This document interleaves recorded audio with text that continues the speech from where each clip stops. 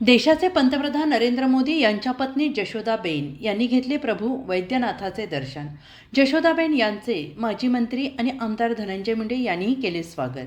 देशाचे पंतप्रधान नरेंद्र मोदी यांच्या पत्नी जशोदाबेन मोदी आणि जशोदाबेन यांचे बंधू अशोक काका यांनी आज 5वे ज्योतिर्लिंग असलेल्या प्रभू वैद्यनाथांचे दर्शन घेतले आणि त्यानंतर त्यांनी मंदिरात विधिवत पूजन केले। त्यानंतर या प्रसंगी माजी मंत्री धनंजय मुंडे यांनी जशोदाबेन मोदी यांचे स्वागत केले। दर्शनावेळी मंदिर प्रशासनाकडून सुसूत्र आणि शिस्तबद्ध व्यवस्था करण्यात आली होती।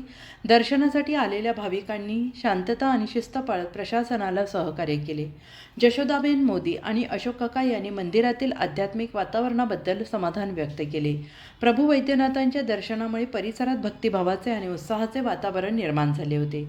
परळी वैजनाथ तीर्थ क्षेत्राचे धार्मिक आणि आध्यात्मिक महत्त्व पुन्हा एकदा अधोरेखित झाले आहे।